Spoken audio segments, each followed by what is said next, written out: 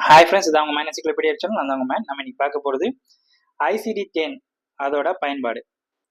ICD-10 வந்து எதுக்கு பயன்படுத்து பார்த்தீங்கன்னா, அதிக அளவு ஹையஸ்ட் லெவல் ஆஃப் ஸ்பெசிஃபிசிட்டியை கொடுக்கறதுக்காக பயன்படுது. அது மட்டும் இல்லாமல் இது எப்பவும் மோஸ்ட் ஸ்பெசிஃபிக் கோடை தேர்ந்தெடுக்கிறதுக்காக பயன்படுது.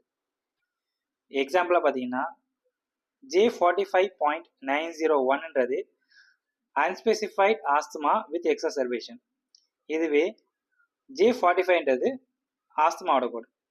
ஸோ ஹையஸ்ட் லெவல் ஆஃப் ஸ்பெசிஃபிசிட்டியை தேர்ந்தெடுக்கிறதுக்காக தான் ICD-10 வந்து பயன்படுது. அது மட்டும் இல்லாமல் கோட் ஃபர்ஸ்ட் ப்ரைமரி கோடை வந்து எப்போவுமே நம்ம ஃபஸ்ட்டாக தான் கோட் பண்ணணும். இதில் முக்கியமாக பார்த்தீங்கன்னா என்கவுண்டர் இல்லைன்னா அட்மினிஸ்ட்ரேஷன் ஃபர்ஸ்ட் எதுக்காக வந்து என்கவுண்டருக்காக வந்திருக்காங்களோ அந்த கோடை வந்து ப்ரைமரியாக கொடுக்கணும்.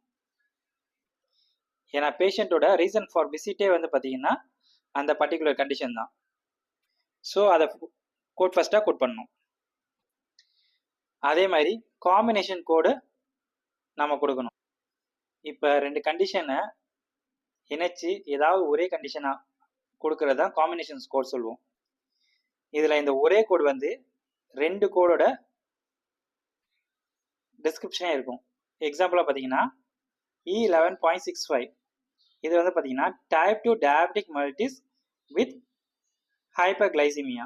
இதில் வந்து பார்த்தீங்கன்னா டைப் 2 டயபெட்டிக் மெலிட்டிஸும் இருக்குது, வித் ஹைப்பர்கிளைசிமியாவும் இருக்குது. இது மாதிரி காம்பினேஷன்ஸ் கோடு தான்